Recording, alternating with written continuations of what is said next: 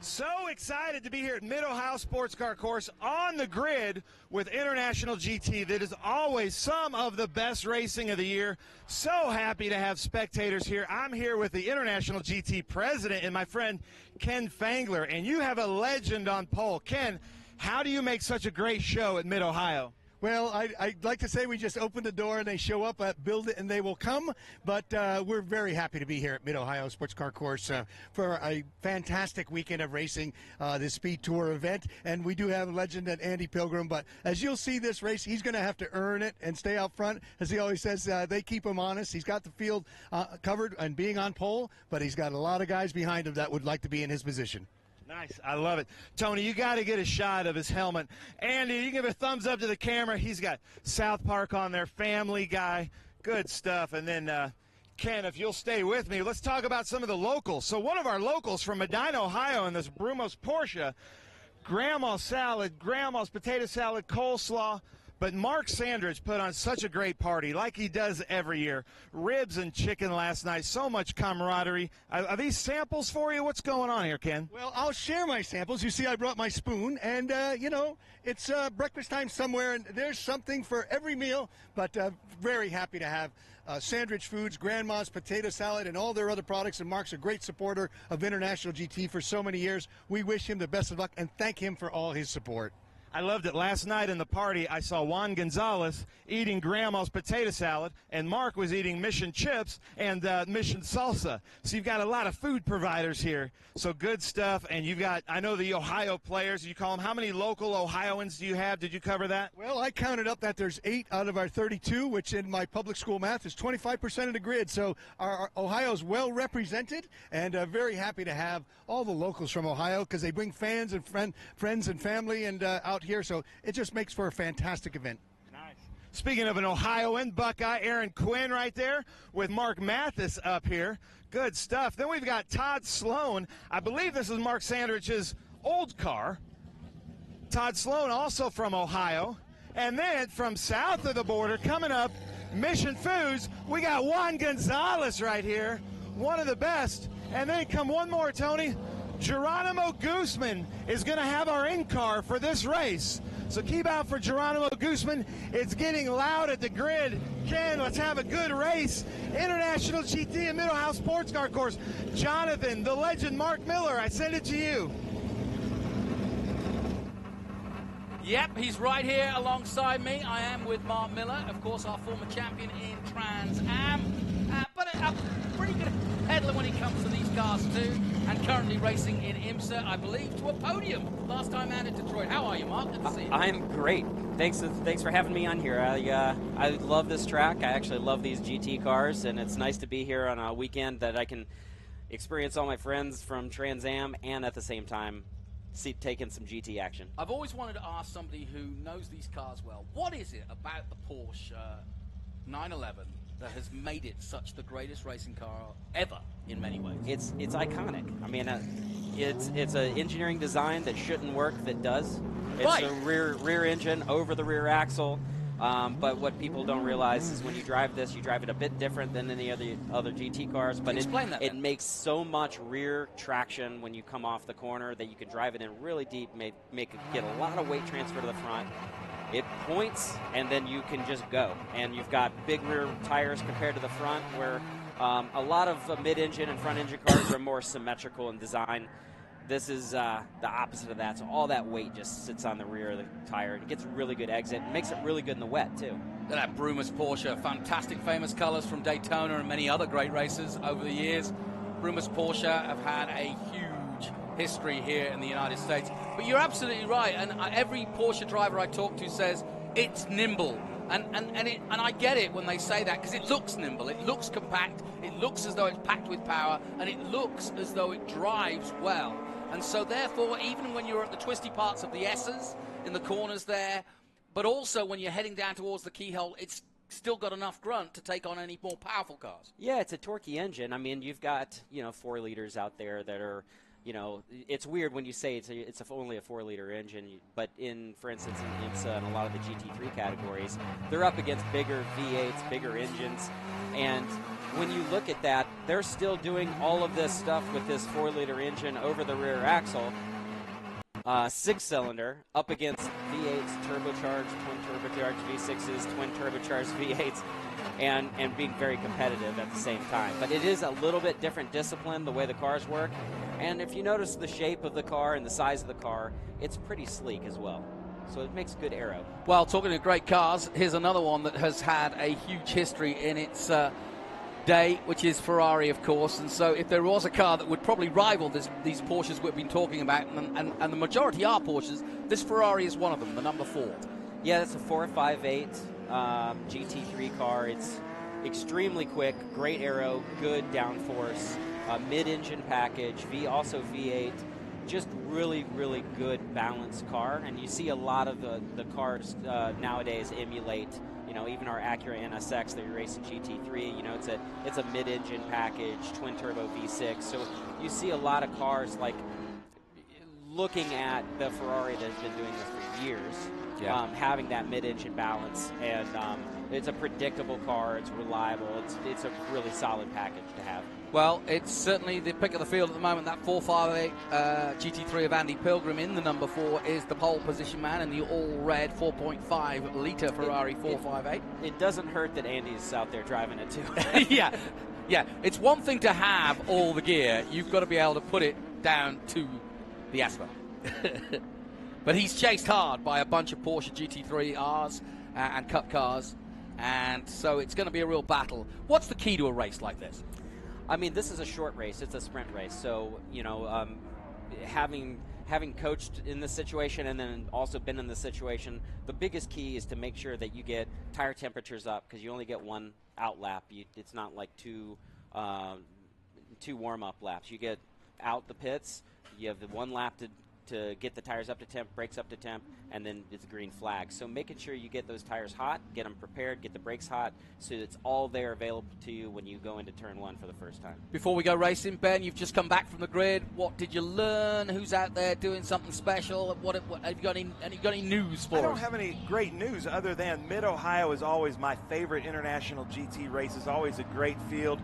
And our buddy Mark Miller was on the podium with us at Daytona with his partner from Holland as they start here, Jonathan. Yep, away we go. And diving down towards the first corner here at Mid-Ohio. The Ferrari under pressure already from the Brumos 58.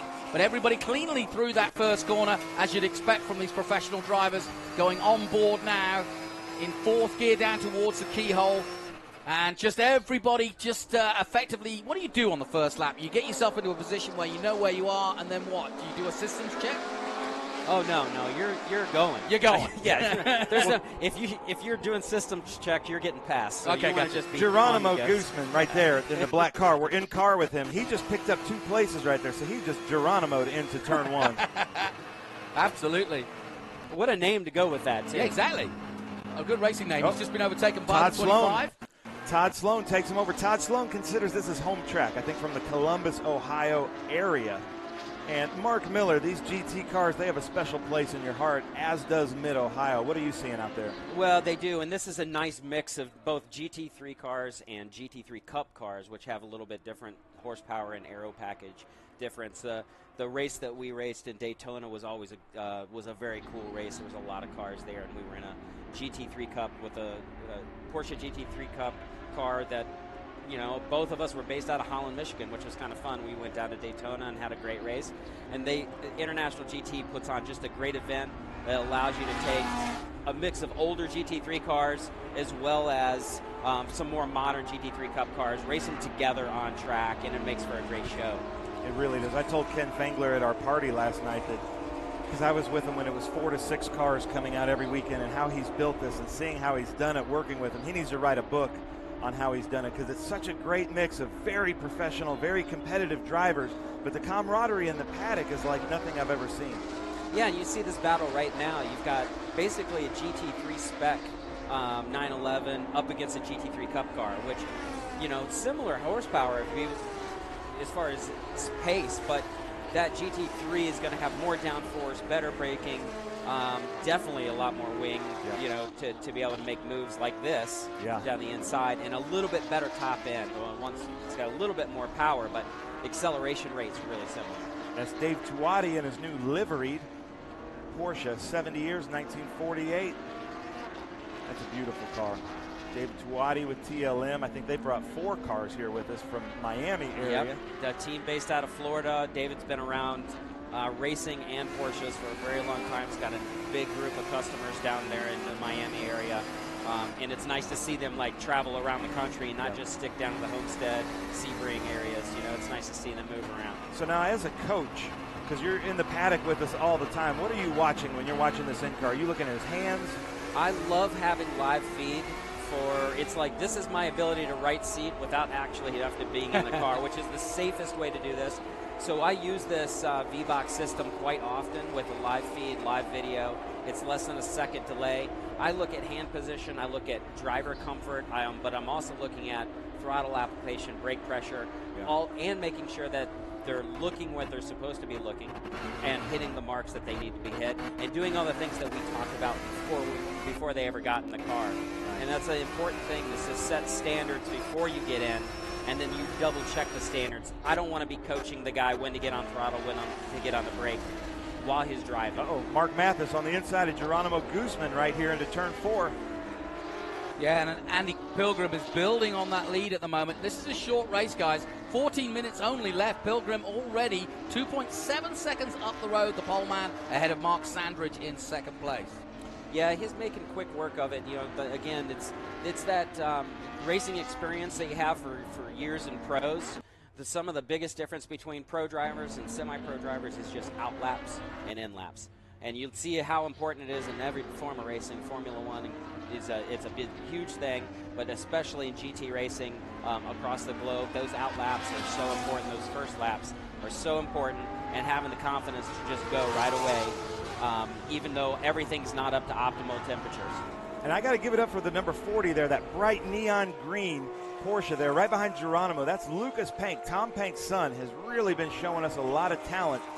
Just now, he's out of college for the summer, and he's out here racing with us. He actually beat, look at that, side-by-side, exit of 1, and that's Lucas Pank there in the Bay Saver Ultra there Performance Porsche. There are 3 Panks, right? There are, yeah. Lucas, the dad Tom, and Nicholas, the other brother, are out there.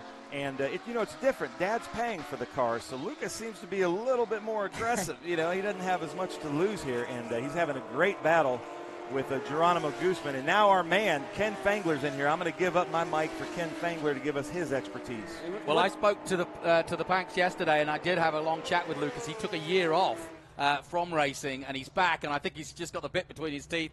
And then I spoke to Lucas, who, of course, is the 18-year-old, and actually has got the least, obviously, experience of all 3, but everybody in the family really proud of him. Sometimes that's good, because you're willing to try things that, that it's not ingrained in you. You're willing to be a little more adventurous. And, the thing about Lucas right now, he's doing all this in 3.8-liter cars. It's a smaller displacement engine than some of the ones that are out there. The GT3 Cup had 3.8 liters before they went to 4 liters. And this type of circuit, the car may be a little lighter. It doesn't need as much top end. The torque is still there and is showing it right now. He's coming off the corners really well. He's placing the car well, and is making some pretty nice moves.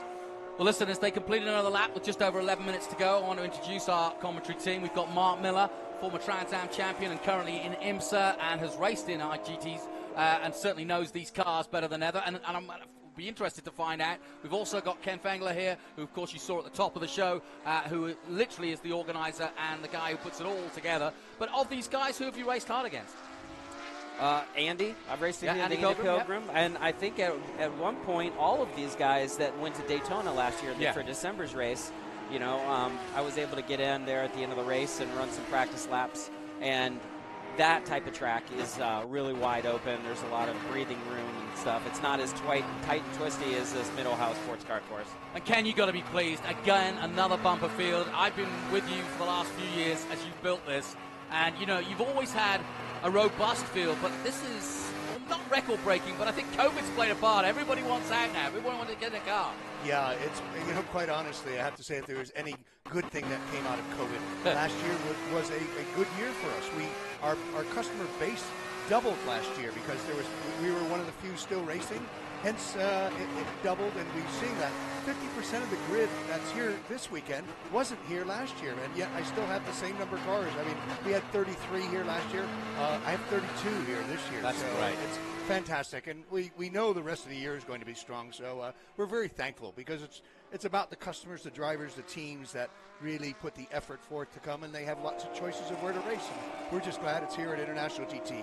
Well, Andy Pilgrim's making this a very boring race for maybe those who want a close race, but it's not boring from his point of view. He is flying. He just did a 1:26.4, his best time at 1:25.6, and I'm going to ask my experts here, that's not bad, is it? No, it's pretty good around here. And in fact, he's now at a point where he's gotten a lot out of the tires, and now this is when everyone now, with only 9 minutes to go, it's past almost halfway. Now we're at a point where everyone's starting to go faster and faster and faster, but Andy's built that gap already because he was going hard right from the get-go, and it's tough to overcome an 8-second lead, even though if you're a little bit faster. So, Mark Sandrich and Todd Sloan, they've got their work cut out for them if they want to make any gains right now. And Ken, for those watching maybe thinking, you know what, I'd not really thought of IGT before, what's the procedure to get in touch or to qualify, if you will, in terms of who can race in this? Well, certainly, all of our guys have prior experience. You come through, and the normal channels. You go possibly a driving school, but certainly lots of driver ed events. Single mark clubs have lots of on-track activity, and you progress from there. You may start with a street car and then move on to a race car. Maybe a Cayman's a good place to start. Yeah. Great, easy car to drive, but good power, great balance. And then move on and, maybe do some club racing. All these guys have come from somewhere else. We're 7 years into the program, so there have been lots of other opportunities for these guys to race. And, there are certain guys that they call this home. They still race other places, but we're glad that they enjoy the experience here at International GT, which is about good competition, good racing. We're not rules heavy, as you well know, but on track, look at it. It's just the guys are having a good time. There's competitive racing throughout all the classes, and at the end of the day, we give a bunch of stuff away, and we have some smiles and laughs and get ready for the next race. And hey, if it's not fun, why would we be doing this? I know that that my co-driver at Daytona last year requested more mission chips. Well, as Juan would say, I think an old advertising thing, keep on crunching, we'll make more, and we have plenty of that. And I will say that is one of the bonus of the series, especially since Juan, who supports so much in motorsports, he's not going to be here this afternoon because he's going to his flat track sponsored event here in Ohio. At the fairgrounds. I heard it advertised on the radio. Would that be fair to say that is a very fast turtle? With snake, turtle, Yes, William Wax. Gator, Yes, right, exactly. Yes. The one thing I do like about this series is like the range of ages of cars and the specs of cars, yet they're all on track, and especially tracks like this, there's a lot of opportunity for an older car to be as competitive as a newer car. So the rules package keeps everything really kind of close and a little loose so that everyone can like self-police themselves in a way. But to be able to take a car that may be six years old, like I can't go run that car in IMSA, it's out of homologation, but there's a lot of places to race it, and IGT is a perfect place to bring a car like that, get a lot of good laps in, and have competitive racing still. Yeah, and further on from that, the championship is set up that, the likes of our championship 3.6 liters have come out. It hasn't been the 4s, the 4Rs, because they accumulate points in class, all right? And so, in the Cayman deal, Will Watts has won 2 years in a row in a 3.4 liter, not a 3.8 liter. Oh, that's nice. And so there's an opportunity. You got to do about 50% of the races. So we've got 10 races this year.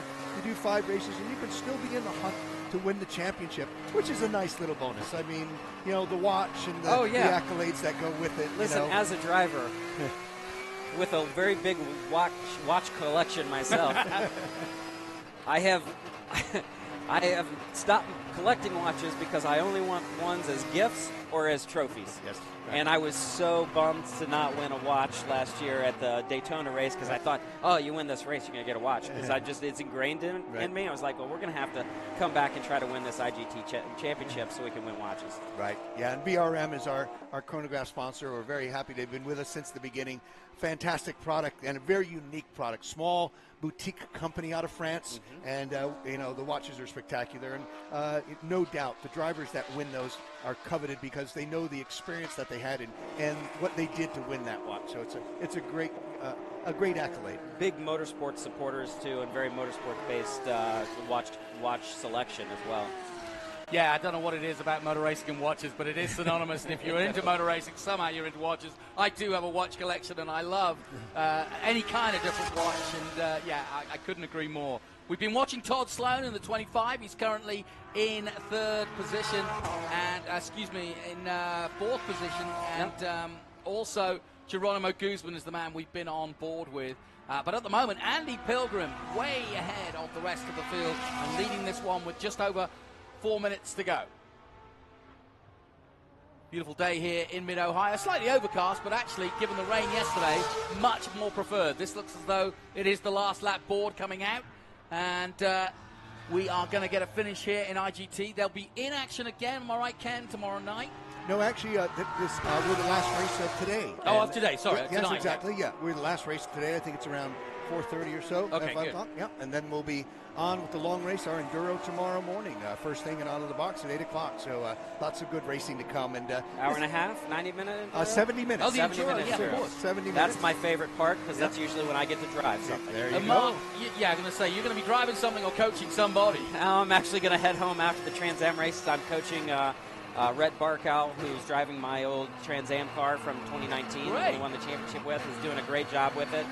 And we're making some grounds here. We got a race this afternoon, like early afternoon. So I'll be heading home to spend some quality time with the family before heading to Watkins Glen on Wednesday. Well, you've ruined my question because I was going to try and coax you to come and commentate, but you're working. I'm working. Never mind.